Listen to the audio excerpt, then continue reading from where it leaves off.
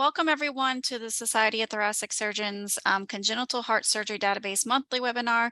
Today is Tuesday, August the 16th. I cannot believe we are halfway through the month of August. So it might help if I go the right direction with the slides. So let's start there. All right. On the call today with me, we have from STS, we have myself and Carol. And then from my core group, we have Chastity and Leslie. And from our IQVIA team, we have Joe, Melanie, and Michelle. Thank you guys for joining today. So small group with us today. Just cover the agenda real quick. Same old, same old. We'll have our STS update, super brief STS update.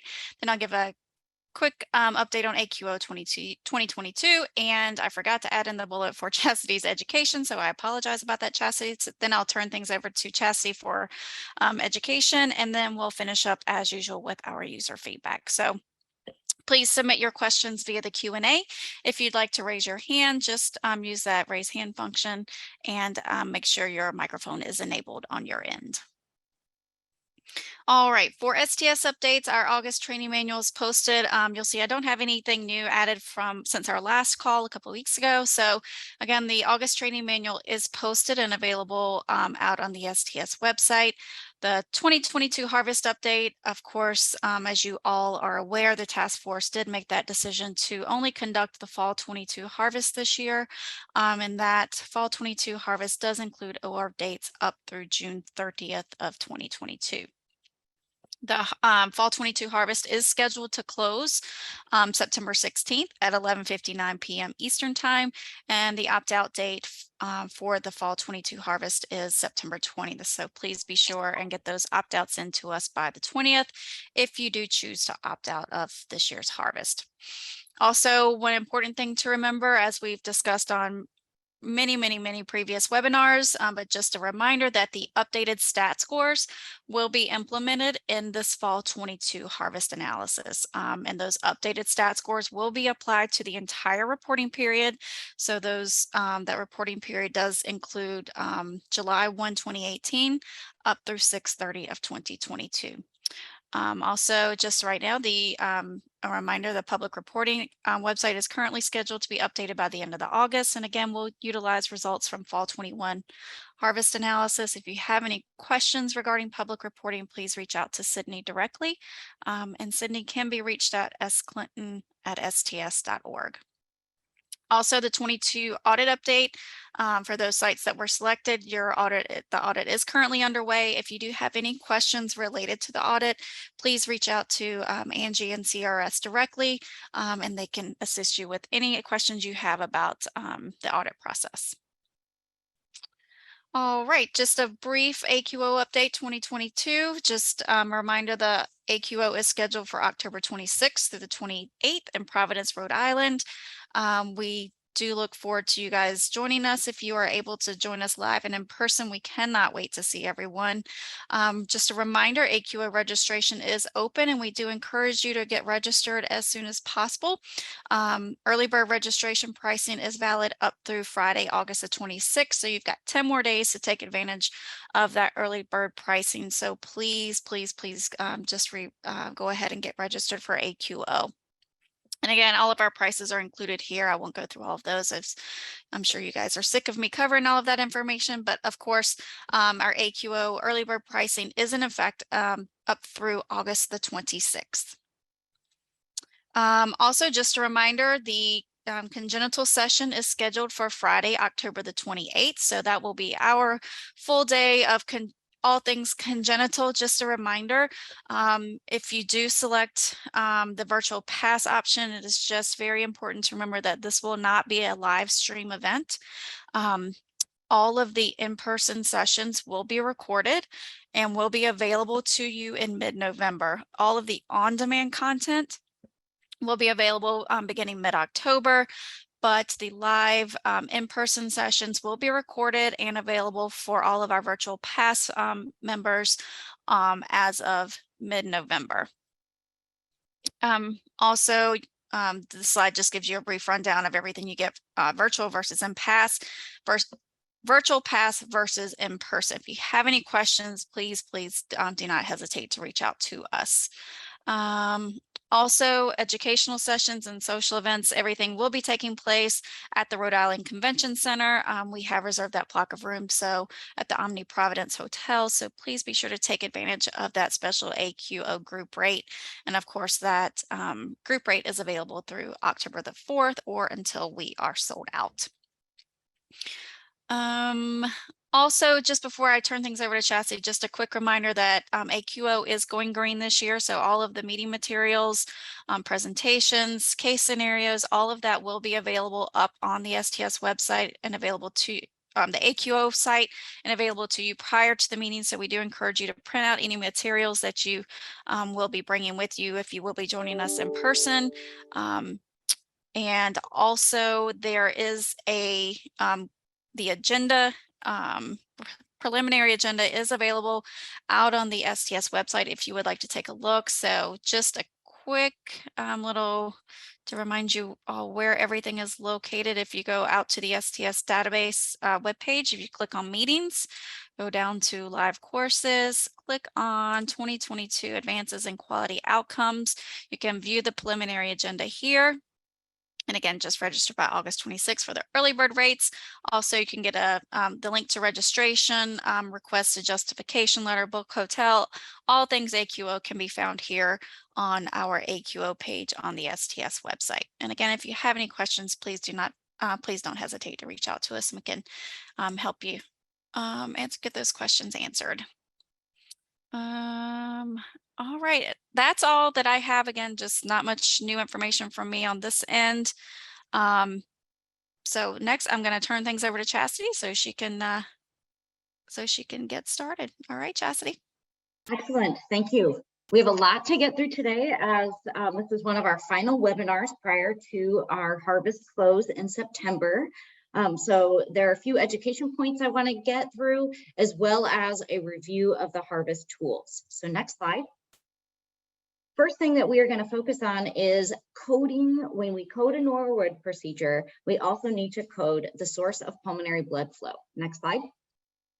So this has been something that's been in the database a while. However, with the change from the static report that used to come out, this information was contained within there. And I realized in the report overview, this is not information that really belongs in the report overview. It's really on the coding end, and you want to find out about it before you get your report, so you're coding these cases appropriately. I will make sure that the training manual is updated with this information. It's in there currently under coding of a Norwood, but I think it could be a little more robust so that more people understand. We've had many new data managers join us, and I've received this question over and over, which tells me we don't have it out there so everyone can see it and understand what's happening.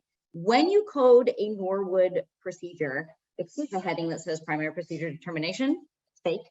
When we're coding the Norwood procedure code 870, the second procedure under your procedure list must be the source of pulmonary blood flow that's created during the Norwood procedure.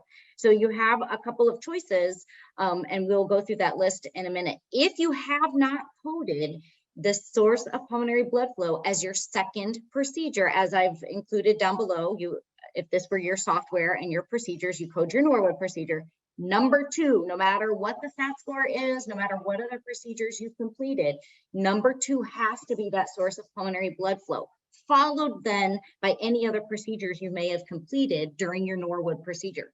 If you do not have as number two your source of pulmonary blood flow, your Norwood procedures will not be analyzed. So this must be done. Now, there is a warning within IQVIA that tells you don't have a source of pulmonary blood flow. And that is how this question has been generated multiple times to me by data managers who are actively working on their data files, which is fantastic, and understanding what this is saying. So next slide. So these are the sources of pulmonary blood flow. So when you are coding procedure number two, it must come from this list. Now, this is the people that use the short list, if you will, and this is what gets analyzed. So from BT shunts, central shunts, sono shunts, or RV to PA conduits and conduit others, as well as Glens, all the way up to a Hemi Fontan. So 1 through 10 here, fair game as to can be coded as your source of pulmonary blood flow. Now, if you, and next slide, on this slide, I included the same list, the same 10 terms, but brought in their procedure code numbers. If you like to work from procedure codes versus the list above, you can do it either way. So here are the actual procedure codes that would be in the training manual, or perhaps how your software has them listed as well, but they're the same 10 procedures. Next slide. So if you are a long list user, so you know some people's software programs, your vendors use what's called the long list, and we could spend an entire hour on talking about the differences between the short and the long list. So if you are a long list user, you know that you are, and so you can use, there's a list of 38 terms. Now, what that means is it doesn't mean that they have a larger list of sources of pulmonary blood flow that they can use. All 38 of these truncate to those 10 that were already listed. It's just that long listers have a little bit more granularity in how they code their data. And so I've listed all 38 through the next 3 slides, so you can see what you can use. So all the way up through slide 8, I guess should go through. Yep, there we go. And so again, all of these map, upon analysis, all of these map back to those same 10 terms. It's just that if you have the long list, you can code with a little bit more granularity for the specifics about your source of pulmonary blood flow. So again, we need to make sure that in position 2, you are including what your source of pulmonary blood flow is, and it has to come from those list of 10. Or if you are a long list user, then it has to come from the list of 38, and you need to make sure of this. If you're getting an error for your Norwoods, for your source of pulmonary blood flow within the IQVIA system, this is what you need to come back and refer to, and make sure you're using one of the acceptable shunts for pulmonary blood flow. So next slide.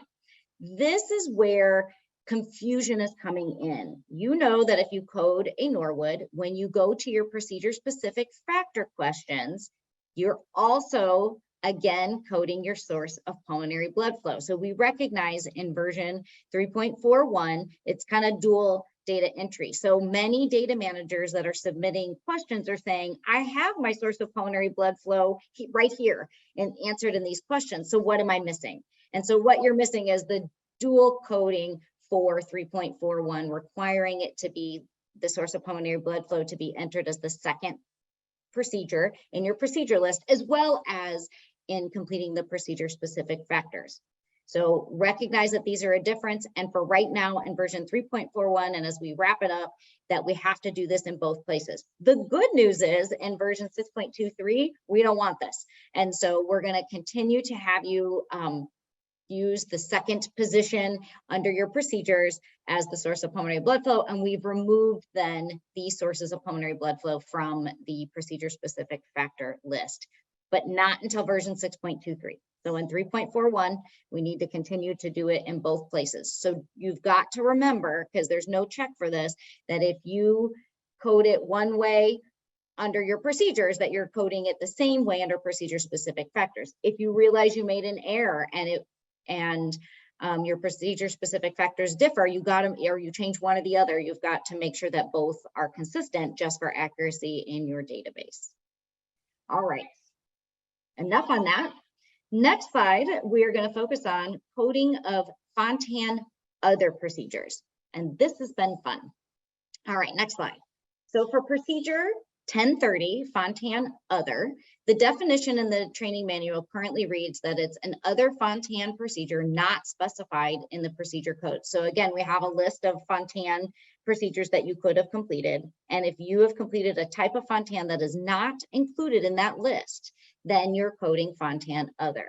However, we recognize that in the definition, it says may include takedown of a Fontan procedure. So what has happened essentially in analysis is there are programs who have taken down a Fontan and then not redone a Fontan, but did some other procedure. And this Fontan takedown then is being included as the primary procedure, and you're getting credit for doing a Fontan and such, when in reality, all you did was take one down. So we recognize that that's odd in the analysis. So we are going to make a change, and you're going to have the ability to go back for this next harvest and do something different. So next slide. So the updated training manual is, we are still going to have procedure 1030 Fontan other to be other Fontan procedures not specified by the other procedure codes. We are going to remove the language of including the takedown of a Fontan procedure. So next slide. How will we code a Fontan takedown if we're going to remove this language? So in version 3.41, you are going to code these as procedure 2010 cardiac procedure other. You can go back to your data file and update prior cases where you performed a Fontan takedown and change these to cardiac procedure other. So for those of you using the long list, you likely are already using a Fontan takedown code, and it's already mapping to cardiac procedure other. So you can check that out. But for those of you using the short list, you'll have to go back and review your Fontans and see where a Fontan was taken down, and perhaps that you're getting credit for a Fontan that you don't want to be receiving credit for, because what you did was take down a Fontan, not do a Fontan procedure, and go back and recode those as cardiac procedure other. In version 6.23, the great news is we have added code 3600, Fontan takedown. So this problem goes away with version 6.23, but again, we can't use code 3600 Fontan takedown until the go live of version 6.23. So a good fix is coming, and I think that will really take care of this. Next slide. Placeholder, next slide. All right, our harvest tool review. So let's go through what you need to do to prepare for harvest. What tools are out there? What are in the IQVIA library? So I know many of your software vendors offer many tools for data cleanup, and I urge you to use all of those and any of those that you have, and work with your vendors if you need, guidance on how to use those. I don't specifically know how every vendor tools work, but I'm going to start with the IQVIA tools and show you really kind of how I approach this. You can approach this many different ways, and how I do it isn't the only way or the right way. I think it's organized, and it's one way to do it. And if it helps you organize your work, especially if this is your first harvest, then I think that this will help make you successful. So next slide. There are numerous tools available, and I like these because each of them has some overlap, but also some differences. And so you want to use each and every one of these as you go through harvest. So we have a data quality report, a harvest summary report, a missing variable report, primary procedure mismatch report, and mortality eligibility summary report. And so I'm going to go through the order that I would do these in. Again, there's no right or wrong. To me, this just makes sense in my workflow. So next slide, we're going to start with the DQR, or the data quality report. Next. Okay, so I've uploaded some data for you to see, and some pictures and things like that, so we can go through this. So the data quality report is right on your upload screen, or you access it through the upload screen. Unlike all of the rest of the reports, they're under operational reports. This one you get right after you upload your data file, and they always stay there, so you can go back to old DQRs. So what is the point of the DQR? It is used to identify errors and warnings, also the place where your combination code errors will show up. So this is a really, really important tool. I know a lot of people skip this step, and they just want to make sure all of their cases go in. And the problem with that is you'll miss those combination code errors, or perhaps some really important errors and warnings. The important part about the DQR is noting that this is only for that uploaded file at that date and time. So if you look over to the left, I uploaded this last week in preparation for these slides on 8/11/2022 at 4:49 p.m. And I only uploaded, I attempted to upload 74 cases. 3 didn't make it in. So I already know I have a problem with 3 cases, and I've got to figure that out. I'm going to figure it out in the DQR. That's the best place that I'm going to know what happened. But this DQR isn't for any data I submitted previously, isn't for any data that I'm going to submit in the future. This DQR is going to be specific to those 74 cases that I attempted to upload at this point in time from my software. There are other tools where you can look at your files and all of your warnings all together for a certain date range. But all I can do with this DQR is look at this uploaded file at this date and time. It never goes away. I can come back a year from now and still look at this DQR and see what is wrong with it. Okay, so I'm going to click on view reports, that little blue underneath the numbers, view reports there. And then there are two reports that I can access. So the first screen that is going to come up are these errors and warnings. And I get this pie chart right up top. Red equals critical errors, problematic, definitely have to look at those. And the blue are warnings. I need to look at all of these and see what the relevance is. There are certain warnings that might not give me the same amount of pause as other warnings. Whereas critical errors, I'm in trouble. I know that there is something wrong. And I can tell you, I have 3 critical errors. So looking at kind of the picture on the bottom left-hand corner, critical error. I am missing primary procedure. That's a critical error. My data cannot come in and be looked at by IQVIA or displayed or go on to be submitted to DCRI for analysis because I have 3 primary procedures missing. And so I need to go back to my software and update what those primary procedures are and figure out why I have those missing. I know because this is my own data file that I have a surgeon that I was working ahead of, and I was able to put in that a case occurred. However, I beat him to him finalizing his OR note. So that's why I don't have a primary procedure yet, because I haven't read the surgeon op note. So I just know this because it's my own personal data, but you would want to go back and look because maybe there are reasons that you have certain errors or critical errors. The next I see is my warning. So I click on the blue pie and then I get a warning. And what it says is I've selected the procedure, and I'm going to show you on the next slide that I explode this out. I get this warning, and this is my combination code warning. You have selected the procedure arterial switch operation and one of the procedures, VSD repair, primary closure, patch, or device, or multiple repair, but I did not use arterial switch operation and VSD repair. Go back and review this. So this is giving me an error saying I did not appropriately use a combination code. So this is great because if I messed up and just put in, I did a switch, I did an VSD, and then I did an ASD, as I've shown you in the picture down below, IQVIA is coming back in this DQR and saying, hey, you need to look at this. There is a combination code that you need to use. And they even tell you what it is, arterial switch operation plus VSD repair. So you're going to go back to your software and you're going to code that and put it in and then re-upload your file. And so then that should clear out these errors in your data quality report. I like all of the cases. So in my workflow, personally, I wouldn't move past this report. I want to go back to those 3 cases that are that have critical errors, that are missing those 3 primary procedures. And I want to go back and also fix this combination code warning. I want my DQR clean before I move on to start switching things around in the other reports. It's just how I work. You can absolutely move past this if you want, but I personally would go back and clean up my DQ. If my DQR, my base submission is not clean, then I don't feel like I can move on to next steps. Is it wrong? No, you can absolutely do it. I just think it makes the most sense to have your DQR clean before you move into the next reports.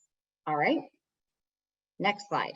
I do want to give you a note about the combination code Fontan plus AV valvuloplasty. Unfortunately, this code was it was omitted from the warning list within the IQVIA system, but your cases were analyzed appropriately.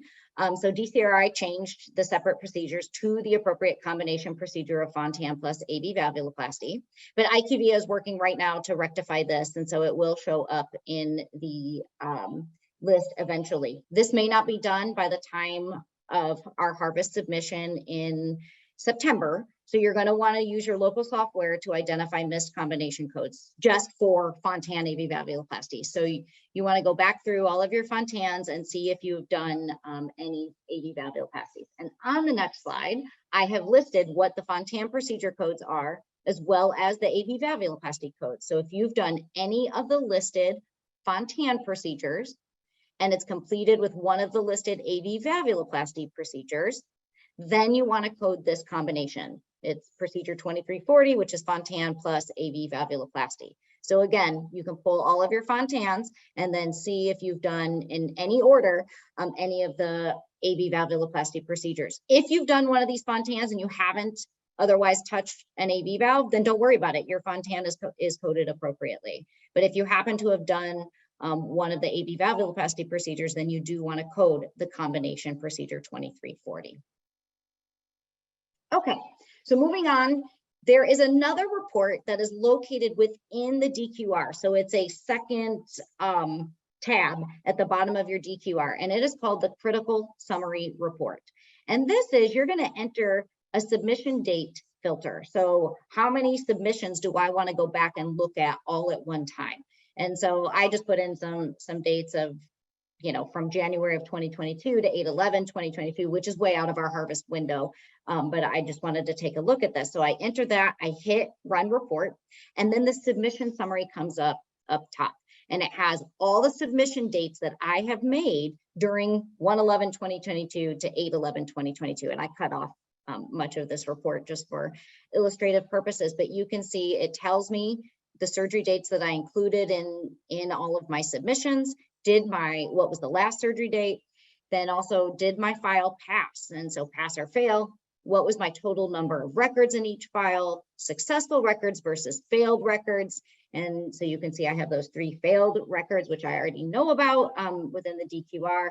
And then I can also click on the links that are provided to the right, which say data quality report, and hit each individual data quality report. So just another way, like the critical summary report isn't giving you necessarily new information, but it's just a, you know, kind of a more condensed way to look at all of your submission files during a certain date range, and you can easily access then the DQRs without going back to that uploader screen. So this is really useful if you've uploaded multiple data files during your harvest period. So I do like to use this report, but again, not new information, just a different way to look at the information.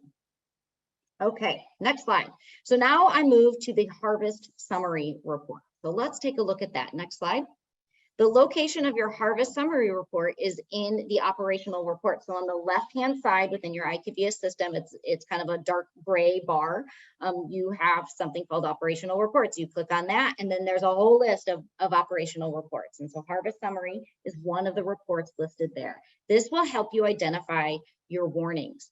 This is for an entered surgical date range. So you're going to enter your surgical dates. So it doesn't matter if you've uploaded these over multiple times, like those DQRs that are specific to, you know, the data file that you've submitted. This is everything within your surgical date range that you have entered. So you can work on small chunks of data, maybe 1 year or 6 months, or a large chunk of data all 4 years. So depending on how much time you have or what you're looking at, you put in your dates. You can put in all 4 years of the harvest window if you want to work on it that way. So you can see I just put in some fake dates, and 1/1/21 to 6/30/2022, and I have 670 records that are displayed.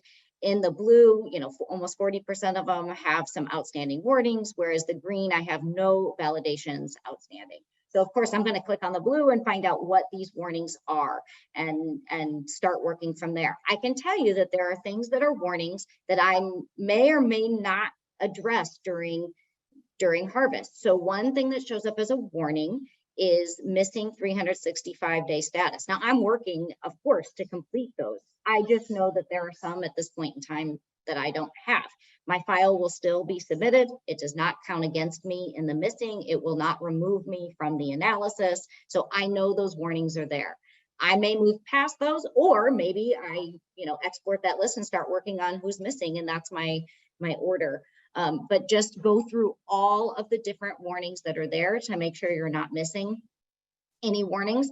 I think this is a great check to do it for all 4 years, kind of at the end when you're ready, you know, to be done with your file, if we're ever done.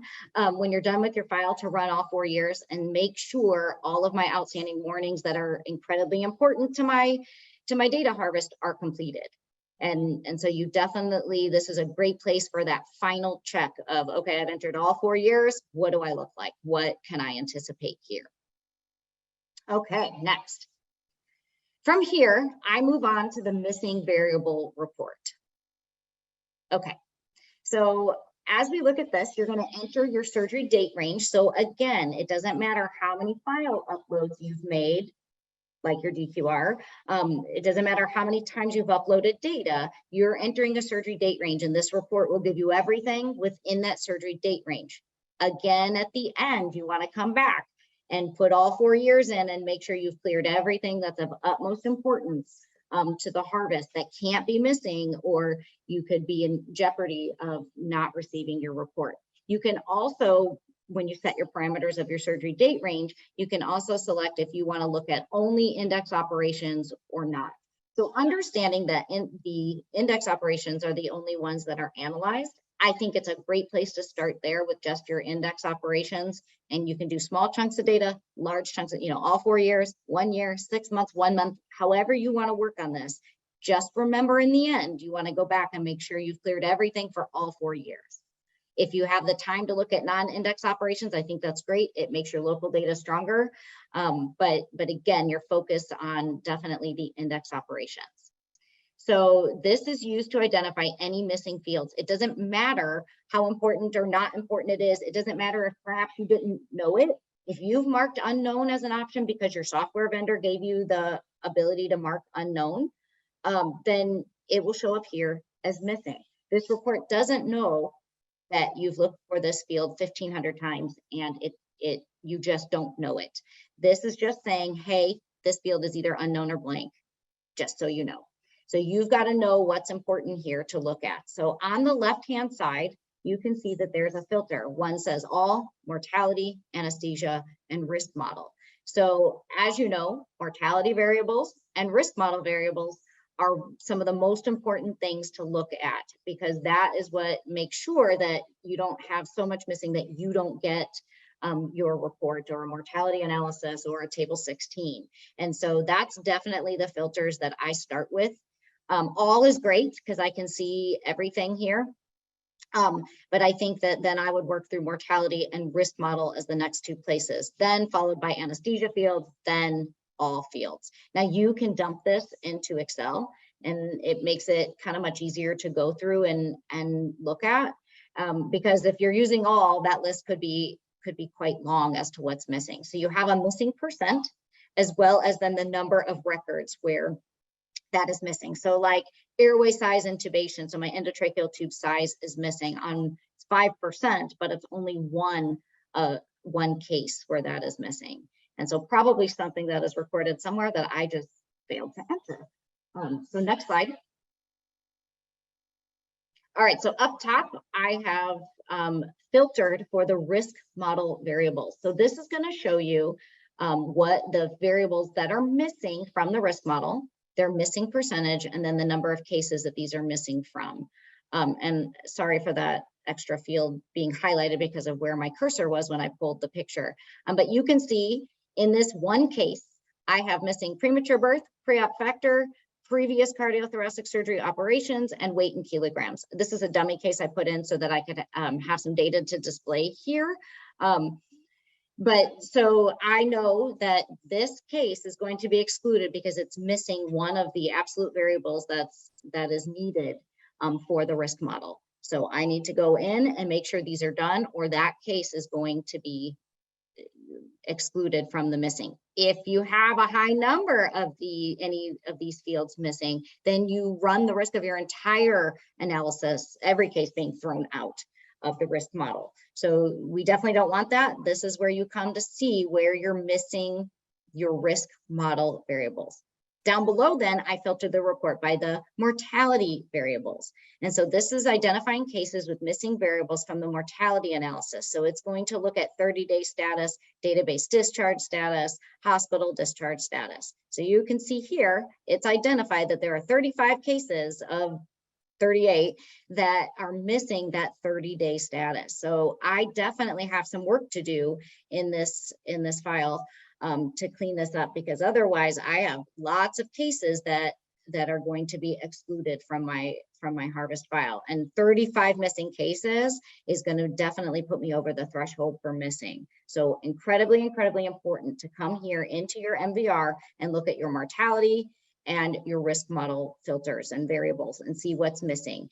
If you need to focus your work and and know what to look at first as we're, kind of running out of time, running down the clock into harvest. This is probably some of the most important places that you can come. Now, there's another report for our mortality variables that I will show you that's going to give you your percent missing and such, but just know that you can use the MVR for both your risk model variables and your mortality variables, in addition to anything that is missing.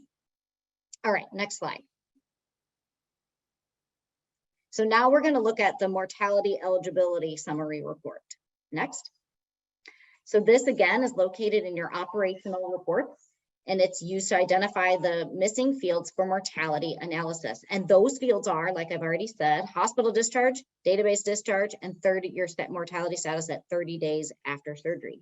Now, this system already knows that you have to have a surgery date, a primary diagnosis, and a primary procedure entered. So if any of those are missing, it would have shown up back in your DQR as critical error. So as you recall, I had 3 cases where I did not have primary procedures entered. So any missingness from those cases isn't showing up in this report because I don't have enough data for my case to even make it into IQVIA, which probably shows you that you have to upload your data multiple times, clean it up multiple times, and resubmit, and go back and look at each of the reports again, watching these things drop off and clean up. So when I go back and put in those 3 missing primary procedures, it may suddenly say, hey, some of those cases didn't have database discharge completed. And so know that the reports are working as expected. It may change every time you upload a data file, and that makes sense because you're changing something when you're uploading the data file.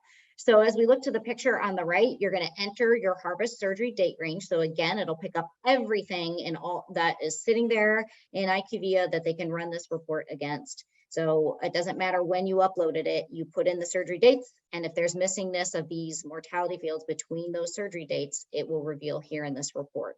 And there are filters available so you can view the data in smaller groups, but again, keep the filters all selected so you can see your correct missingness from the report, so you know if you're in jeopardy or not. Next slide. So here's a picture of the type 1 and 2 case eligibility summary. So you can see it gives me surgical date range broken down by the year, the total number of records, the number of ineligible records, and then percent missingness, or if you marked unknown, it still shows up. That's missing. Unknown is missing. And so you can see that in this file, I have 1 case from 2018 that is ineligible. And so my missing percent for that year is 0.23. So remember, we have to be less than 2%. So I'm well below that threshold.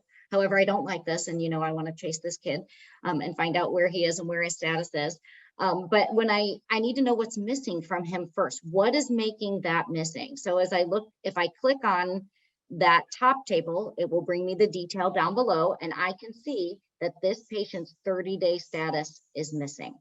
And so that's what is missing for him. It could have been database discharge status. It could have been hospital discharge status. And so the box would be checked wherever in that report, whatever is missing, or if multiple things are missing. So I know that right now in this file through June of 2021, I have 1 case missing at 0.23%. I am nowhere at risk of being excluded from the mortality analysis. However, the type AME will not allow this to sit, and I may have to drive to another country or state to find this child. But it's also important to know these reports are identifying what's missing only. So it does not apply any logic that gets applied in the analysis. So that logic, things like we would exclude this case because they're a PDA ligation at less than 2.5 kilos, or a neonatal pacemaker procedure, or a pectus repair. There are exclusions to our mortality analysis that we're aware of. This report isn't applying any of that analysis. This is just saying, hey, you've got missing 30-day status. So just know that it's showing you everything, and those exclusions get applied at the analysis level, not in this eligibility summary report. So you have to know your cases and know that perhaps you'll have a 30-day status missing, but it's on a patient that won't get included in the mortality analysis anyway, and work through that. All right, next slide. So primary procedure mismatch report, another incredibly important report that does something a little different than everything else. And for once isn't showing us missing data. This is going to identify if your entered primary procedure is following the rules for identifying primary procedure. It is recommended that you would update your procedures to match the report. You do not have to do this because your data will get analyzed appropriately at the analysis level anyway, because DCRI will change your data. But it is recommended so that your data does match that you would update your procedures as this report is recommending.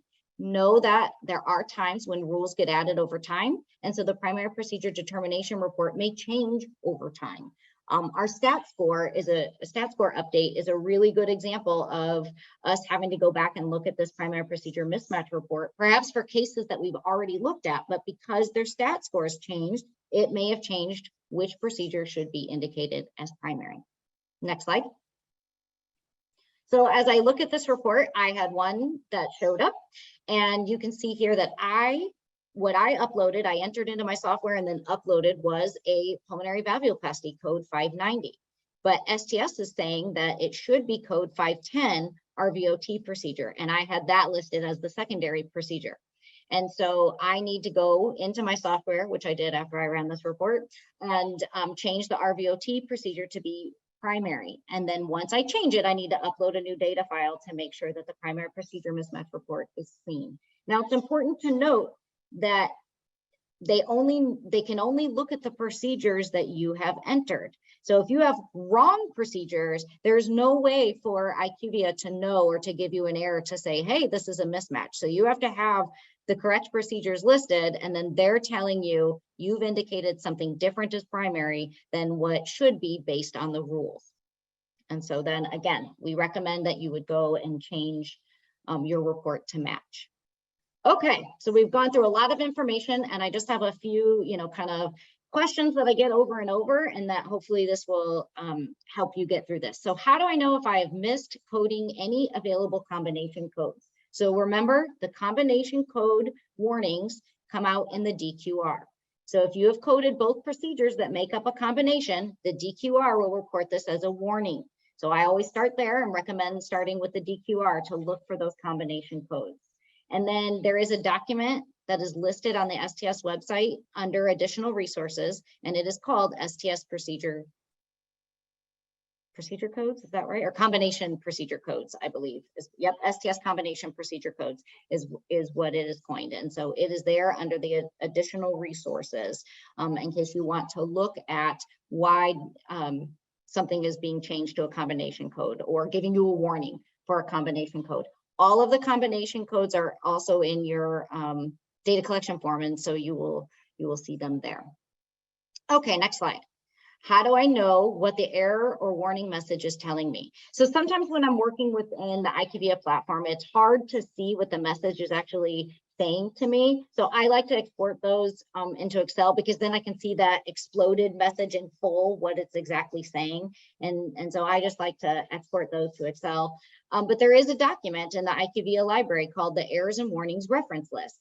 And so within there in the library, you can see what all the errors and warnings mean. So if there's something that you don't understand what it's telling you, then go here and see exactly, this will help you reference what it's telling you. And obviously throughout all of this, if you're using the tools and you still don't understand or aren't quite feeling what this message is telling you, that's when you put in your support ticket to STS tech support. Next slide. How do I determine if I have missing mortality fields that will be used in analysis? So remember, there are two places that you can go to look for missing mortality fields. There's the MVR, or the missing variable report. Then there's also the mortality eligibility summary. So the MVR can identify all missing fields, and then you can filter it for the risk model and the fields used for mortality analysis. The mortality eligibility summary will identify missing fields just for those mortality fields and give you those percentage ranges for missing. Next. The MVR is saying a field is missing. However, I'm seeing the field is completed in my software. How do I rectify? So this means IQVIA is not receiving the data that you have entered in your software. Something is happening upon upload or file transfer. So the place I would have you start is actually with your vendor. Don't assume that because you see it on your end that IQVIA has it and that the report is in error. If the report is telling you they don't have something, they don't see it. So you want to start with your vendor and see if there's some type of upload error or file transfer issue first and start working that out. I would not wait until the night before harvest. So, you know, if you see these kinds of errors now where it's saying you have something missing and yet you're seeing it as entered into your software, then you need to start working with your vendor now. And I'm done. That was a lot. That was very awesome. That was great, Chastity. Thank you so much. Take a deep breath, get a sip of water. But that was an amazing review, Chastity. Thank you very much. I know we don't have any newly updated items from IQVIA, but I just wanted to turn things over to Joe. I just included the slides from the last from our last call, but I don't know, Joe, if you wanted to touch on these briefly. Yeah, sure. I can give them a quick run through. Good afternoon, everyone. Just some reminders. These are updates that went through on back last month. So both, in regard to the risk adjusted report, STS 8576, there had been an error when running tables 1 and 7 that was not allowing you to pull the case list, and that has been resolved.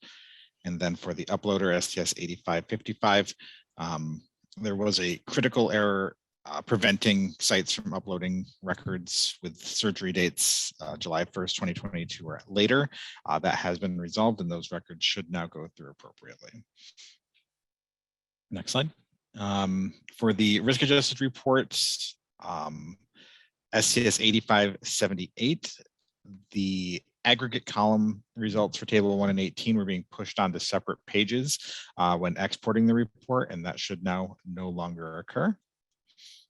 And then one known issue on the next slide, STS 8510, for the participant or non-analyzed dashboard reports, there is an option to filter by stat category when setting up your report parameters. We're working to update that filter to reflect the latest changes to Appendix C. All right, great. Thank you so much, Joe. No All right. As always, just a reminder, if you have any questions about your reports, just please reach out to STS Tech, IQVIA supports to reach out to CHSD tech support at IQVIA.com. And then of course, STS and DCRI will be looped in as needed. My contact information. And also I just wanted to review our upcoming webinars. I do have one new update here. Also just a reminder, our next user group call is scheduled for September 6th, right before harvest close. Our next monthly webinar is September 20th. And then again, please note the new date for our new data manager webinar. That's going to be September 8th. That was supposed to be, I believe, next week, the 25th, but we need to move that back to September the 8th. So at 1 p.m. Central Time. So just note that new date for the new data manager webinar. All right, that's all that we have. And I see some questions in the inbox. We've got about 9 minutes. So let's go ahead and tackle this one. So first question from Kelly, I can handle this one. I believe I heard in a previous call that member does not mean participant when it comes to the correct participation fees. So yes, Kelly, that is correct. So for our pricing for AQO, we have STS member prices and then non-member prices. So member is not the same as a STS participant. So STS member prices are reflective of your individual self. You are a member of the STS. So that's the reason for the differences in the prices. It's not participant versus non-participant or anything like that. It's just whether you yourself personally are a member of the STS. Okay. Our next question, Chastity, I think you can answer this one. Does it, when it comes to the pulmonary source of pulmonary blood flow, does it matter if we code it as a modifier? So you probably code with the long list. So you have available modifier codes. There are some that are acceptable. It depends on what they map to. And so if you put in a modifier term, you can hover over your term and you should be able to hover over it in the software, or your vendor should provide something that tells you what that modifier term maps to, and it has to map to one of the acceptable one of the acceptable sources. So there are some modifiers that are acceptable, but there is a modifier that is not acceptable either. And I will make sure that I put that in the training manual. Great, thank you, Chastity. This one's for IQVIA. Wondering why the warning is a duplicate of an existing record. The existing record has been updated, shows in the DQR for all records. Is there a reason why this is there? It doesn't seem necessary and makes that much harder to weed through the report to find actual problems. This is Melanie. I can answer. Thanks, Mel. We are looking at, I thought that there was a filter available, but I am seeing where that message is still showing even when I uncheck the non-duplicate and duplicate option. So I just sent a message to the team to take a look at those messages because it does, of course, clutter and detracts from just getting to the specific information. So we will take a look at that and see how we can get that information basically hidden. It is a check that is done behind the scenes. So this is just letting you know that it's basically running through that process, but we'll look at a way to enhance that. Great, thank you so much, Melanie. I know we've gotten that question several times, so thank you for that. Next question from Krista. For the missing variable summary, the premature birth field, that is only required for neonates and infants, correct? Yes, that is correct. And will it show as a missing variable for cases outside of those age groups? So no, ma'am, and I think IQVIA can confirm for me, but we are only reporting missing premature birth or missing premature for neonates and infants only. And that's correct, Leanne. Okay. I think we also have that in parentheses next to that field. So that's what's being checked. Yep, perfect. Thank you. Could you please show the Fontan plus AV valvuloplasty slide again? Yes, ma'am. Okay, Fontan and AV valvuloplasty. Here's that slide and boom, there you go. I know that's the one you were looking for, so sorry about that. Okay, and I also did want to, speaking of the Fontan valvuloplasty, Krista says, you know, it's basically a combo code. I don't see it on the combo list. So I have, I'm adding this one to the combo list. So I know the one that is currently posted out there, I had hoped to get it updated and posted by today. That's, I apologize, that was not able to happen. So just know that I will be updating that. So we'll have the combination code and we'll have a, just in the name, it'll be updated, you know, this week. So with the date. So just know that that will be posted. And there's also a request if we could post that in the IQVIA library too. So I will look at doing that. I just hate to have things posted in multiple places just for version control purposes. That's just how things get missed. So, but I will be updating that, but I do think it does kind of make sense to have it posted in the library as well. So I will work on getting that posted in both locations. So sorry about that. And I will get that updated. All right, Norwood questions, Chastity. Where does the Norwood shunt type flag appear? Oh, Melanie, you may have to help me with this one. It came up as a warning for me when I on the DQR. Yep, on the DQR. It's DQR. Yep. And also it would show up on, if it's still persisting, it would show on the harvest summary report. So those two would show the warnings. As a warning. Yep. Yep. Perfect. Yep. All right. Let's see. I do realize, Marina, that there are a ton of questions coming into the box and I'm hammering them out as soon as I get them. Our turnaround time, the expectation is 30 days. And so you should have your answer before harvest. Yep. All right. And Nicole had asked about where do we select the source of primary blood flow? Is this the procedure specific factor section? She's using Lumatic. So if you go back to the presentation, you will see that this is different than what's asked in the procedure specific factors. And so even though you're answering it there, yes, you do have to answer it there. You also have to put it in your procedure list. So you're including it as a procedure. And that's why we included all of the 10 procedure codes that are acceptable for sources of pulmonary blood flow. Now, Leslie, do you want to answer specifically to Lumetics, how you make this happen? I know the software vendors work differently. Some of us number in order. So like I put Norwood as number 1 and then as number 2, I would select that one of the other procedure terms, but do any of the other vendors work differently? Oh. Maybe she stepped away. Yeah, for she a may have moment. stepped away. But She's gotta- it needs to go in your procedure list, and each software vendor works differently as to how you signify Right. what is your secondary procedure. Right. And since, again, since you do not have the long list as the Lumedics user, you would be choosing from these 10 as from these 10 as the second procedure that needs to be entered as your source of pulmonary blood flow.